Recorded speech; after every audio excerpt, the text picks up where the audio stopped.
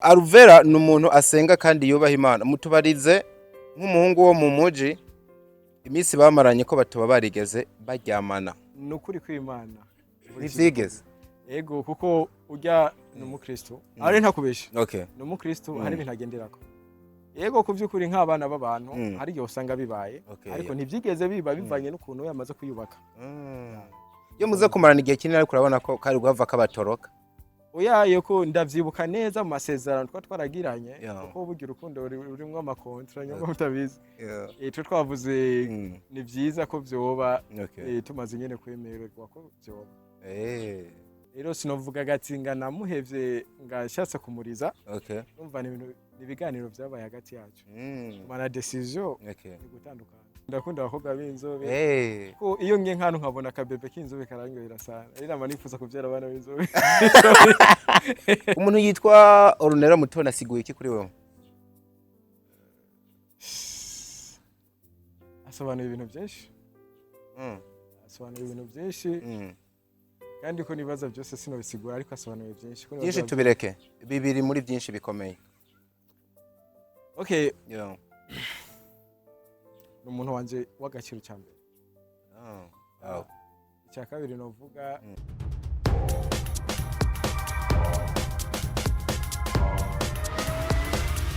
This is Flash TV. We shine to progress. Hello everybody, everyone, everywhere you are. I hope you are doing well, guys. Natwe ni muri wa munyenga dushima waremye ijuru n'isi. Of course, this is the Fresh TV 257. Nitwa Ndicuza the son of God, Dr. Blow, aka ndi kumwe n'umusore muto yaguhereza amasanamu y'akarorero tubona handi hano namwe yitwa Plans Key. Ndamwakira kabisa ewana kijana kama kijana Chris himself, musore kabisa ubona ameze neza. Ana hiyo mambo vipi? Fresh kabisa. Unakaza? Namshukuru Mungu yani. Mani fashe singu umeenda kwikorereza umugabo ngo azigiswahili cinshi. Ndagerageza. Ikirundi ngo si cyane mugabo nararyohewe numvise naco nyene ushobora kukivuga. Ndakivuga kandi cyane gose. Mugabo nduri imvukira wewe. Yo ngahi Bujumbura. Mu bisanzwe nivyo abantu benshi batazi. Je nduvukira mu Kayanza ariko nakuriye ino. Ana yanje. Kayanza? Yego. Kaye. Umugabo ngo usanga nko nkasokuruza ari umwe. Basanga bise sokora umwe ntabizi. Bisanga. Wow, uva hajya nyene kuri centre. Yego kuri centre ahantu bitwa ku zone. Zone? Vuze ko abantu bita mu kigwati mu ry'abami hose ndahazi kwidepore hose urahazi. We mu ry'abami ho ni hagufi cyane yaho. Ko numva nabo hazi cyane nibi. Oya mbasi yomva mugabo ufite twebwe abajournaliste ntitugira ahantu tuva. Oya usanga ari hova banze. Oya twebwe intara zose abari muhira. Mugabo hari ahantu ndahazi kuko narahatembereye umwanya munini. KYZ represento. Musaza umeze neza rero. Nukuri ndashima Uwiteka. Turakwakiriye kuri Fresh TV. Murakoze cyane. For the first time tukwakira uri mu bantu navuga ngo narifuje gukorana nabo umwanya munini. Bakunda kuvuga ngo urumva ngo Fresh ngo diko ngo iki ngo akorana n'abakobwa. Ese wowe warigeze unsaba ikiganiro? Oya nukuri. Ikiganiro wasabye. Je ubwanje nije nitoye ndavuga ngo reka mpamagara no muntu dukore. Yego. Uzi impamvu? Nukuvuga ngo wowe ukwiye kuba nka definition y'abantu dukorana ibiganiro. Nukuvuga ngo twe turaraba umuntu abari ku kivari karakora. Wovuga yuko mu bahungu bariko barakora uno munsi baboneka muri dusigaye twita Urundi Hood mugabo ni bamwe ni Buja Movies ni mugabo ni ino industry muri rusange.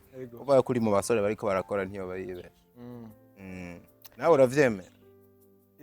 Sindavyemera cyane kuko habuya novuga ati iyo utangwa kubona ko ikintu gishoboye ubwo ari kenshi usanga atacishoboye.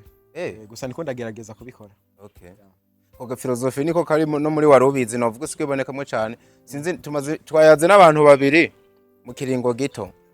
Bafisa aga philosophy kameze nk'akavuga ngo iyo utangiye kubona yuko ibintu bizi, utangiye kubona yuko ibintu byageze kure biba bisa n'ivyo kunaniye. Nivyo. Kandi uranabize buryo bwibone burica. Ubwibone? Okay. Wow.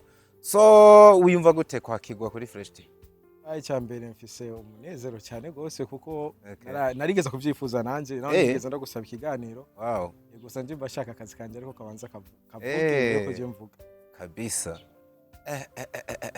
Musore kabisa ubona yuko aba yabikoze guhera hasi. Je rero ndappreciating iyo umuntu aba afise ukundi kunenya naba yabikoze. Ico kirato wambaye bacita gute? Kirazimvye byo. Jordan. Ejuru hari ibi byateye by'impuzu ziba zimeze nk'izahetse. Oya iyi ni crise ni tuma twambara uko. Ni crise. Kare urazi nk'iyo amafaranga igugu. Yarimo amatisi nk'atatu, hamwe n'imagine isasanzwe abiri. Deko kurabesha no gute. Reka icozi ico nuko ibizimvye ntabwo ari ubukene butuma mukora ivyo bintu. None wako yatavutse? Navyuna ko yatavutse. None yatavutse kubera utoronka yo kugurira. Ni kubera mfise imwe gusa nico gituma yatavutse. Kareka ari nyivuko uburyo bumeze hari nga coat baba bayibona none harimo akantu ka black isaha ku maboko nari niteze kuza ko wambaye n'impeta nyinshi. Impeta? Bari kutambaye impeta. Bwa mbere ntabwo nkunda impeta. Kandi novuga ati sindi marenga amakano guma nambaye impeta. Burya nahora nibaza yuko oya ahubwo nigeze kukubona mengura zambaye ziya zisanzwe pana ziya zo kuvanga umuntu ari mari. Ntavyo nibuka. Hari ibintu bavangwa si swing zanje ibintu by'impeta si ibintu bya. Ntabwo ari swing zanje kwe. Ariko ku matwe ubona yuko hari uduherero mbabadereje umuntu ndamuraba bose nkamubona. Abonye gufise n'agafosete kandi uri umusore. Ntago mubona. Uza gutuma ngira isoni. Birashika nawe ngira isoni ba. Uraganirizwa n'umuhungu mugenza. Urazi rero mu bintu byinshi abantu batazi. Okay. Je ndagira isoni sana. Hajya uragira isoni. Ndagira isoni ku bantu tutamenyeranye. Abantu tumenyeranye bari pisi nyine uravyumva. Bisa numva menga nturi sharp ntiwonaresha n'umukobwa mubona njya mbere wo. Ubwa mbere. Urabona ko umuntu awe karagenda uri nk'ahantu ugahura n'umwana bati tukugenda ntarivuze. Asha. Niwo bishobora. Ubanza ugakreye ubugenzi buke. Yego tubaze nyene oya biragoye guhita ubwira uko nyine umukobwa ati no musi nancika aho buri urundi rwego. Yego nuko. Oya ndiko ndashaka guhagarara kwano kavuga ngo menga umuntu mutamenyeranye ntabwo kwinjira muri deep ngo umubwiye n'ibindi bintu nimba ufise amasoni mukuru urwo rugero. Ya urumva cha tuvugana nyene ibintu bikenewe tu ntabirenze. Wow, nako navuga ku kintu c'amahereni ntabwo rimwe ugira ubwoba yuko ikibano cava kikwanariza ukundi kuntu ko menga mu mico y'ikirundi ntibimenyerewe cyane umuhungu gutabora amatwi. Ya ndabizi gusa kenshi kuri jewe sinkora ikintu kubw'abantu. Ahubwo kenshi nkunda gukora ikintu mbona kuri jewe kibimba. Kandi navuga ati nyine ndi proud naco ndi fier naco basi ntabirenze. Ukuvuga ngo we nubwo abantu bagutera amabuye bakuziza ikintu runaka mbwa we wumva ugikunda ari cyo ushaka. Uvuga ati alonke. Uzi gituma ndabikora ndiko. Shobora gukora ikintu kikaba kibi kuri wewe. Ariko nagenda kundi muntu kaba ciza. Rero biragoye ko abantu bose bakora ikintu bashaka. Ya ngo bashimishe. Wow kabisa. So nivuza yuko mbere ko twinjira mu navuga mu buryo buri deep mu kiganiro. Abantu benshi barakuzi urumwe mu bantu bariko barakora mugabo hari nabandi bantu burya baba bakubonye jya mbere kuko uko umunsi uza tugenda twunguka abantu bashasha. Ndashaka ubanze wibwira abantu mu buryo bwa CV yawe. Cyane ku bikorwa ahantu wagiye uraca kugeza no munsi ariho tuza no kwicara umwanya munini. Okay ku batanzi ku mazina yanje benshi bamagara Chris ariko ku byukuri ku mazina yanje kwa Irakoze Christophe. Nkaba ndi umukinya wa filme ndundi. Nkaba maze kuboneka muri filme zitari zike. Ko nibaza nko mu buzima se ingaruka ntaho yagiye. Mu ngaruka warakinyemo. Ego narakubonye wenda byibutse. Hariho na my love story Alvella. Hariho ahantu hageze ugatwenga gakirisa. Uvuze? Kwa ahantu hageze ugacitwenga. Okay, sorry natweze ujya muri Canada wacyane. Akubwo ngira amasoni. Muganya ndaza kumwirukana umuntu agoma kuderanje. Wari kurapwa uboneka muri my life story ya mu ngingo ya Ornella. Turabe na soro narakinyemwo. Muri soro warakitinze. Yego. Mengana abonetse muri nani zibiri, muri episode zibiri. Arona ishari, arona indi twakinye kwa estime nyambari ni cookie. Yego. Okay. Hakaba hariho n'iyindi Ruja rushaka. Ruja? Ruja rushaka. Ruja rushaka. So urambabarira. None Chris baraza kumubabare. Ikirundi si kirenga. Wanashaka kwari gukora interview mu Giswahili mugabo no kubera ko public yacu abantu badukurikira umva benshi n'abarundi. Nibumva ahantu utavuze ikintu neza bazeho gutahura. Umwanya bari munini uri muri societe y'abantu bavuga Igiswahili ari uburyo ahubwo uranagerageza. Banagerageza ndavye ikirundi ufise kuko ntavyo nari niteze. Yeah. Wazeje izo wakinyemo. Bisaba ko ndinda nk'ica kwera ari wavuze zinini zini numvise wagivuga izagiye zimenyekana usanga ari nka filime wakinye kwera hari ukiba nko mu Kayanza kera. Yego je natanguye mu bintu vya filme yari 2014. Okay. So nari muri nani hari groupe yaho yitwa APG. Niyo natanguye gukina mu bintu vya filme nyuma icanja mu yindi yitwa Vitume Campaign. Inayo ne iruka ku yarasoye filme yitwa Brad Contract. Sinzi ko mwayibonye. Narayibonye. Nijya kampuni nijya nayikoreyemo kuva 2018. Okay. Urumva hariho filme nyinshi twagiye turakina zitigeze zisohoka. Urumva uvuze ati mvuge zose cyo bisaba ko mazani icari hasi ndavyibuke. Kora nyinshi twakina zari zo mu Giswahili. Okay. Banizigeze zisohoka. Birumvikana cyane. Niyahe wakinyemwo uravuga ati ni breakthrough. Ya muvu uvuga ati nakinye muri nyinshi nziza ariko iyi sinzoyibagirwa. Novuga cyane nyinshi. Ni nyinshi gusa novuga ho bariho hafi nka zitatu cyangwa zine nakinye numva zije mu mutima wanje uraryoheye kuba ndiko ndazikinamwe. Yego nizahe ya mbere nto yongora kwibagirwa niwe yatumye menya abastari benshi mpora n'abantu benshi ari ubuzima. Ya kabiri nakinye numva ndaryohewe cyane ko niwe numva nari acteur principal naraboneka sana. Yari ingingo. Yego. Hama iyindi ingingo ningi mwakinanye na Nera. Yego. Okay.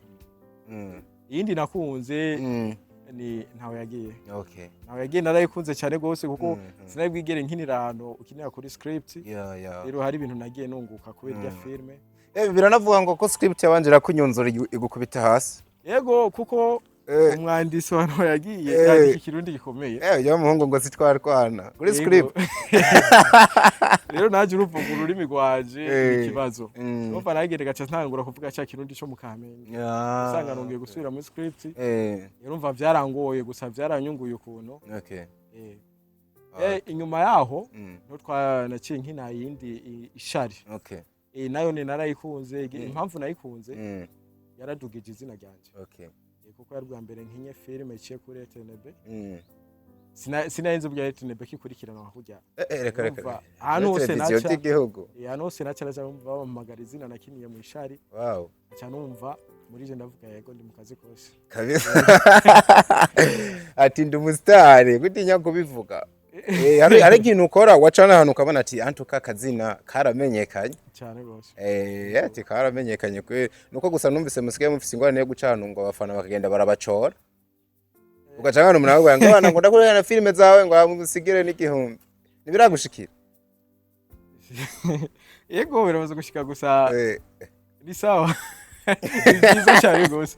Burya ni byiza kuba uba mu buzima ufise icyo ufasha abasha abandi bantu. Abari ibintu by'agaciro.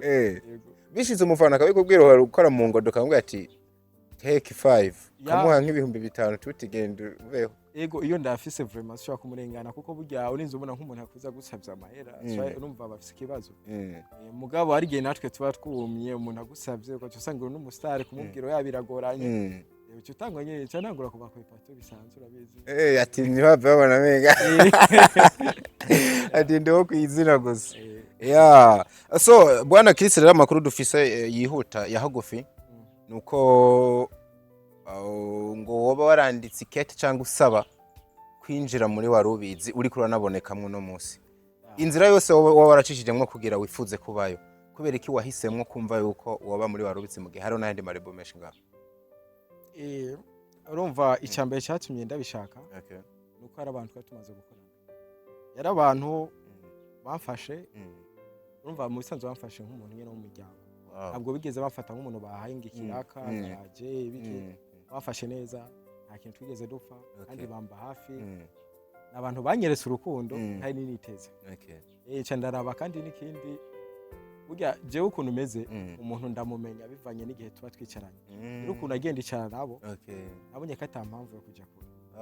kuko umuntu tumaze gukorana ibikorwa hafi birenga bitatu biba bisobanuye yuko mba ndamuzi neza mbazi aho ababara haryohererwa so na niyo mpamvu nico kintu nyamukuru cyatumye numva ko noba nanje mfise ahantu nobarizwa kuko je mu bisanzwe naramukinyi wa filme muga ntafise aho mbarizwa uguma ukina henshi hatandukanye jewe umuntu andondeye navuga let's go tukora akazi ariko ndabiraba burya nta mwana ari umuntu tubare n'akunda kuvuga ati burya nta mwana atagira abavyeyi umuntu ari wese burya bakwiye kuba abafise abo yitirirwa vyose rero ivyo niyo novuga impamvu nyamukuru nabonye urukundo bivuze yuko uno munsi uri muri warubizi nyene nk'umuntu ariyo uri umukinyi wa warubizi cyane gose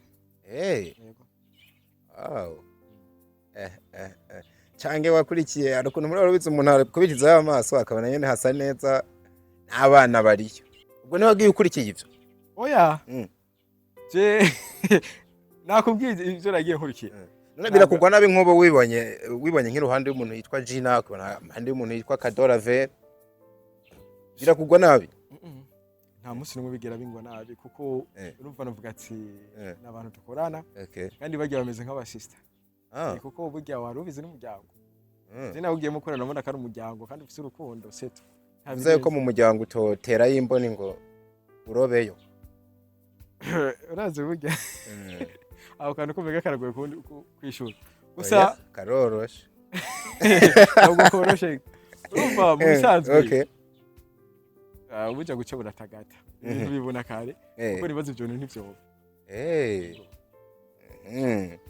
ukuntu nyene mba numva bose bubita abashiki banyu ariko ejo ukabona haranahiye ariko ntaco ndabiziko imbere ko twinjira ku bantu benshi bakwandikiye ari benshi cyane kenshi mba mfise utuntu nita ngo utuntu n'utundi numva menga twabanza tukaduhera ko ankaca nsoma abantu batwandikiye nta kibazo birashika ukwiyumvira ko uzoba kugwaho cyane gose ubitegekanye byari sinzi gusa munga kipenda urumva byose navuga ati n'ubugombe bw'Imana binashobotse agiye ejo nabona ndakwaye invitation nkabwira diko raza kurya umuceri ariko ibyo udategura ucumenga wo havugira bimwe bita ngo kupitia kwenye njia za panya hapa siwezi urazi gituma ntushobora joke ndi wa muntu basiki nacyo cyose ndagiha valere rero shaka nivyashika ico kintu uzogiha valere umugore uraba mu rugo ugaprojecta nk'uwo wifuza ko azoba nyina w'abana ba umugore ameze gute burya urukundo nta formule ugira urashobora kuba ushatse ngati par exemple je nkunda abakobwa b'inzobe sorry nkunda abakobwa b'inzobe kandi nawe umutipe w'inzobe man ngo ntibikunze ko ivyo sinzi rero ariko ni wewe sindaguharirije ntagaye gusa kubera ko bakunda sinzi ngo bikunze kuba binyuranye ndakunda abakobwa b'inzobe ko iyo ngiye nk'ahantu nkabona akabebe k'inzobe karangohera sana ari nama nifuza kubyara abana b'inzobe reka ushobora kurongora wirabura akakubyara uw'inzobe warobe yego byoshika ariko mbere abagore birabura nibo bakunda kubyara abana b'inzobe ivyo uvuze nivyo ariko nanje mba niko nditegura mvuga ati sishaka gutera swata ati basha kwera urumva Jone ya bajaji hore na Jone ya bido urumva umwana azova yo aratagase amwe nawo niwamuntu uzombwira Chris big up bro ati big up ufise umwana kabisa umuntu yitwa ORNELLA MUTONI asiguye iki kuri wewe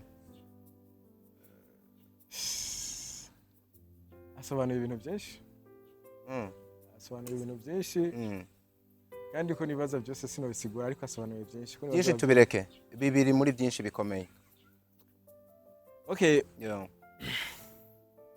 umuntu wanje w'agaciro cyambere icya kabiri novuga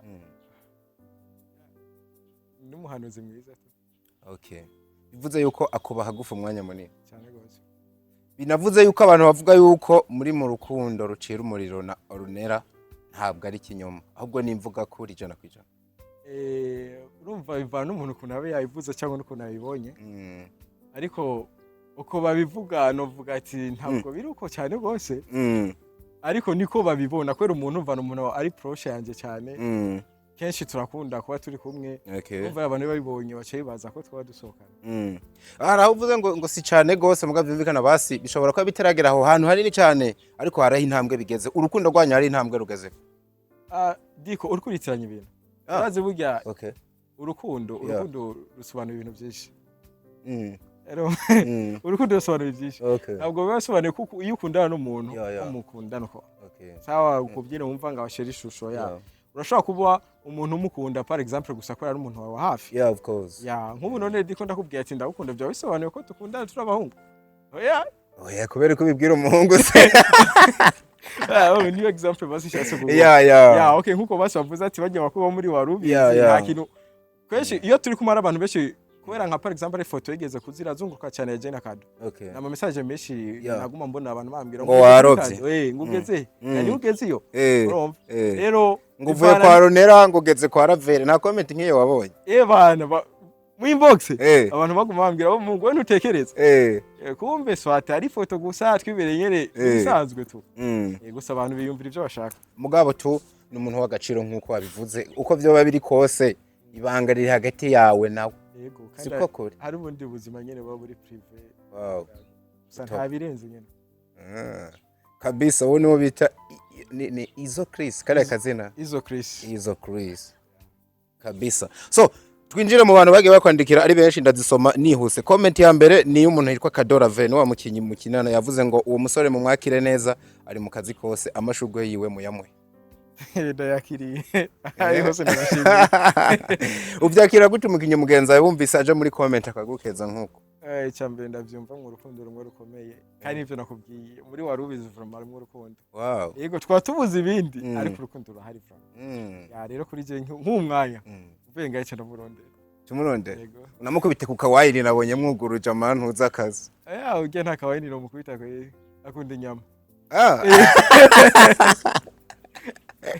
Kandi usanga ari mu YouTube benzi nawe ni mubi. Labere ndamutaje sinahinze ko ari umukunzi w'akabenzi. So umuntu yitwa user abantu bitwa ba user rero nabantu baba bafise amanuze kuri YouTube mugabo ama email yabo batashatse amazina yo kuri email batashatse yo kaboneka. Yandize ngo mubwire ko ndamukunda cyane. Uwitwa Vishu Vivi ati courage ubiremwa neza. Uwitwa Asia Korodi kuita bashimira mana abantu baba bari kugenda bagushyira. Narindire ndabashimire rimwe. Uvugira hamwe. Fisa amashimwe menshi twatangira rimwe. Ni benshi cyane. Uwitwa Asia Claudine Mukaremera nkunda ukuntu akina kabisa abikora neza uti courage. Arakoze cyane. Ubu ni n'umunyarwanda. Kiki motivation. She's the best actress nani uyu. Nkunda n'ukuntu aca bugufi courage brother amashimwe yawe ukihari. Urakoze cyane gose. Ahubwo ni gusa nibaje impamvu yavuze ngo she's the best actress. Yakwisa umukobwa. Usinzi. Uyu rurimi nitwara umuhoro. Iciza no kumvise message yavuze ngo courage brother amashimwe yaca guhana amashugwe menshi. Ndayakiriye. Uwundi yaje ngo urakunzwe vraiment ubikora neza cyane umenga nivyo abarimwo nyene. Mani kumbura umukinyi mwiza. Ndagukunda udukinira neza. Uwitwa Jocelyn dusaba Imana ikibazo nuko ndamukunda sindamubone. Jocelyn atakupata haja wana huyu mwana. Haja nitafuta ntarandondera pa. Mandonde yondo. Wow, uwitwa Mary mubaze uti uri single? Are you single? No. Uri mu rukundo. Ndaruringo pe. Mana yanje. Kutumye abantu bitwa nka bajoze mbona bariko barashaka kugira ukuntu bagira baca bafuha. Ariko turemereho kwiyongeza nta kibazo. Kristo wawe uri umukiristo. Ubu narahindi ubuntu mushe. Nega Kristo ugukundwa cyane niko ugenda uhindura n'amashari tufize yo mu buzima ukavuga ngo wemerera abagore benshi. Narikunda jokinga to. Sorry? Narikunda fisi. Okay, uwitwa user abikora neza cyane arashira ku dutima tw'urukundo mubaze ka fise umuryango ngo urubatse. Ntabwo nubatse. Yagarutse bavuga ngo mubwe ati take 5 urakunzwe cyane ubikora neza from UAA hani United Arabic ni mubarabu. Warabu. Anosiate Uwimana uramumpera bonjour kandi umubwire ko tumukunda fo acashira ku imitima ibiri. Nanje ndabakunda fo sana ivyo byose ndabikora ku bwanyu. Kristo urakunzwe n'igitsina gore. Uvyakira gute? Nanje vraiment ntakubeshe. Uragikunda? Ntacyo dupfa n'abakobwa. Rega ndumuhungu. Acha dufaramo bro. Cyangwa nuko kuntu babona uba man uranaterura.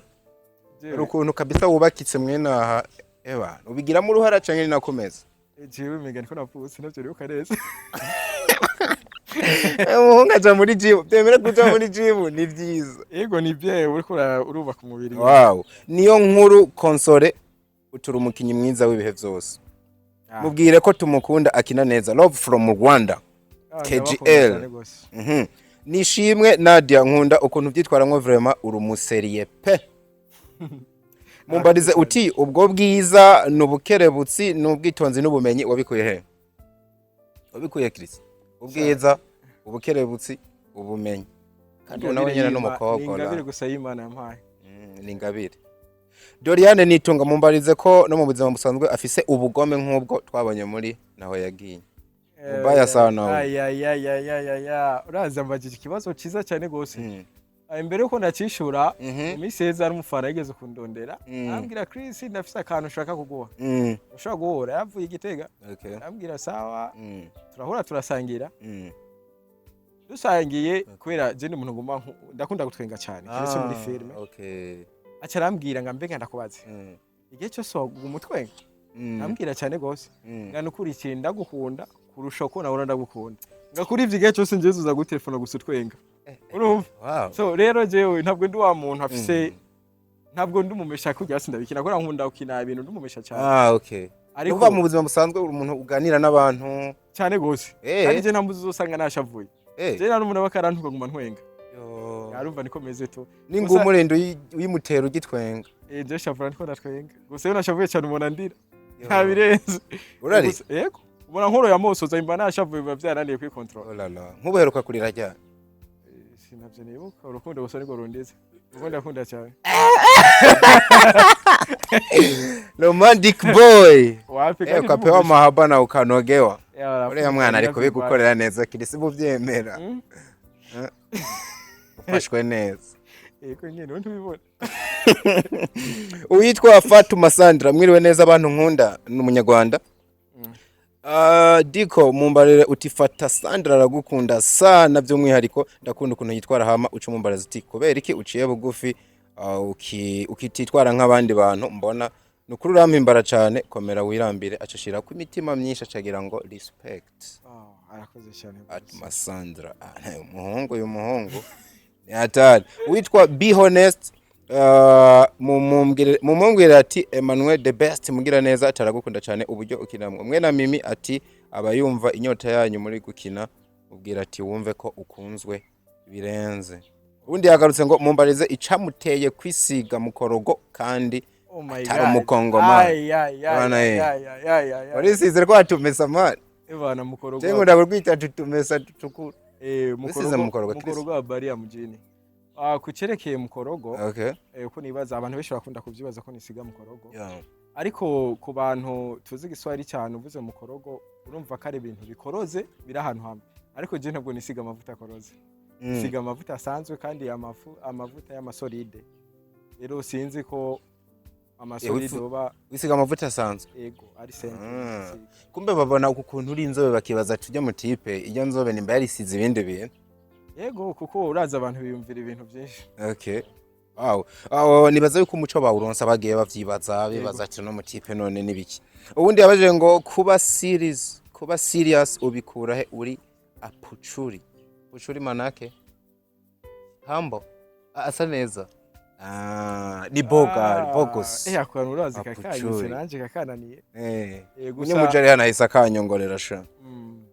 Gusa kucereke ukintu ngamvuga ati kuba serie kuva kera nakuze mvuga ati nifuza gukina action rero nico kintu cyambere nigishije kurusha ibindi bintu byose niyo mpamvu rero Ivete Kaneza ati courage ukora ivyuzi aka Chris umumbarize ngo ari mu rukundo umumbarize kari mu rukundo wacishuye yego ndi mu rukundo pe runakaze cyane rucira umuriro Chris ko bigeze kuvuga ko Chris ko bigeze kuvuga ko akundanye na Alvella nibyo uyitwa Ivete Kaneza batagira ngo nije ndanabiso ariko yambarije ikibazo for real sure Chris waravuzwe umwanya munini kuri mu rukundo na Alvella Ego kugeza igihe banavuga yuko umwanya n'umwanya musohora n'icanditse mu kabana ya burya ntiwishure jewe ishuru no muntu ego uko bakorera ko na Alvella nivyo okay uyevete kana mwishure mu Kiswahili bavuga ati msema ukweli ni mpenzi wa Mungu sinkunda kubesha kenshi okay twarasohokanye nivyo wow respect kabisa hari ryari haciye ikiringo kingana gute no mwaka uheze kunda rwapo navyo nibuka neza gusa ari umwaka uheze ukitanguranye kisi wavuze ko urukundo rukunda kukuriza umuntu yihutiye kuraba reaction wisugira wamenga urukundo rwawe rwaheze uhebwe Alvella yaraguhemukiye aya ubwo amakosa yakuri jewe oh la la none shakisi kubera ko warijije umwana w'abandi oyaye jewe burya kenshi iyo nkunda umuntu okay umuntu ari wese gusa iyo waba ari mu ikintu cy'urukundo ngakora ikintu abona ari cyiza rero sinovuga gatsinga namuhevye ngashatse kumuriza okay umva ni ibiganiro byabaye hagati yacu mana decision ni gutandukana la kesho umuntu mwagendanye haba ari ikintu kimwe canke bibiri uvuga ati nubwo bitakunze nzokimwibukirako nikiye kintu uzokumbura kwa Alvella nk'umuntu yegeze kuba ari umukunzi wawe ya gift ya mbere yampaye bibiri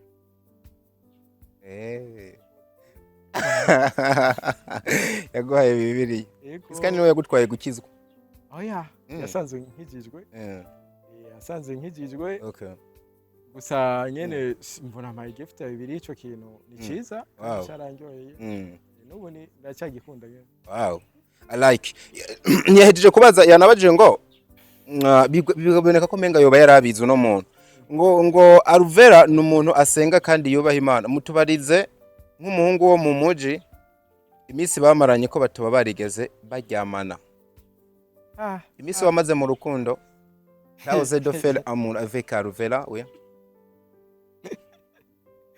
okay arabarugiye afite ubutima ko byo kubaza ibibazo bye gusa ariko ringa yoza ngo nage Faransa nzi koko numukobwa dukorana avuga igifaransa cyinshi so icyo kibazo ntabwo byigeze biba ntabwo byigeze biba kuko urukundo rwacu rwamaze umwanya muto ntibyigeze biba kubyukuri isi mukaya wavuze nimba ngo mpenda Mungu musema ukweli mpenzi wa Mungu ni no gufasha nk'imvuga kuri mugabo mpava nkwita umubesha nukuri kw'Imana ntivyigeze ego kuko ujya n'umukristo ari ntakubesha okay n'umukristo hari ibintu agenderako ego kuvyukuri nk'abana b'abantu hari igihe usanga bibaye ariko ntivyigeze biba bivanye n'ukuntu yamaze kuyubaka iyo muze kumarana igihe kinini ariko urabona ko kari guhava kabatoroka oya ko ndavyibuka neza mu masezerano twaragiranye kuko burya urukundo rurimwo amakontra nyuma mutabizi twe twavuze ni vyiza ko vyoba tumaze nyene kwemererwa ko vyoba wow kizazi sana witwa Kwizera Pascaline umubwira uti uyu munyarwanda aragukunda cyane ariko ukuntu kina film muri romantique no muzima busanzwe usanzwe uri romantique niko yabajije yitwa Kwizera Pascaline iyo nakunze umuntu akajojo prama nkora byose amarira kugeza igihe urira uri umugabo rega abagabo bararira bigaje tugirisha bakwandika ari basha ariko ndagenda zimare tu witwa Janine niyo nsaba Chris vraiment urazi gukina sana sha umenga ni birireyere ariko ukunda gukina ibintu by'ububisha urabiheba ntibikubereye oh my god mumbariza ati nguzo bihebe ntibikubereye mumbarize ati yitwa gute user boy mumbarize ati kujya kuntu ukina muri filime no muzima busanzwe ni kumeze icyo wacishuye yaguruza avuga ngo mumbarize uti kujya ubuseriye urabifise nk'impamya bushobozi abantu ufise na public nini mu Rwanda ngo kujya ubuseriye ngo bifite nk'impamya bushobozi watahuye ukuvuga ngo uko kuntu buri serious warabyize kugira umere ukomeze niko yashase kubaza ahubwo repetition nyinshi nyene nko kuvyiga nyene duhereze kuri ubu yavuze ngo arafise girlfriend kubera iki adaheruka gukinana na ba Estime kuko yavuye muri 62 July iyi ni lebo yo kwa ba Estime ufise girlfriend wakivuze yego ndamufise ufise n'umu ex wamuvuze kubera ko ngo ndaherutse gukina na ba Esteem yego bwa mbere narakinirayo okay ariko novuga ntituraronka filime nokinamo kandi niyo mpamvu nyene turacyakorana bisanzwe to muga irya rebo yabo 62 July ntayo kirimo oya deja wavuze yuko uri muri warubisi ukirisi mbaye nk'ukubwira ngo utashe umuntu ari ku mutima uno ubu watashane mama wanje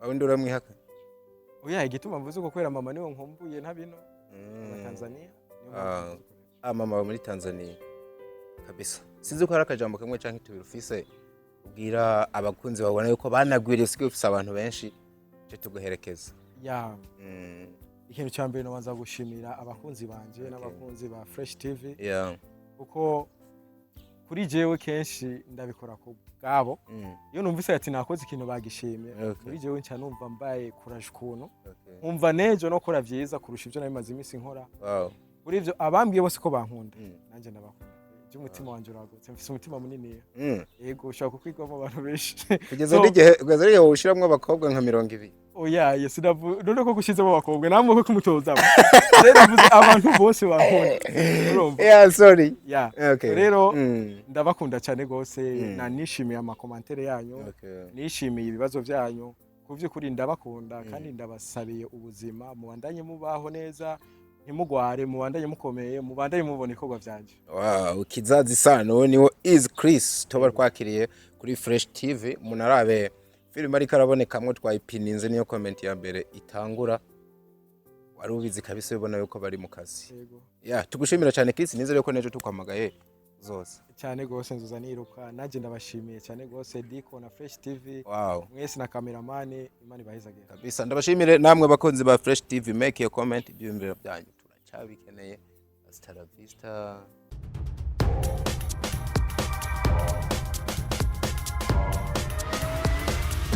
This is Fresh TV we shine to progress.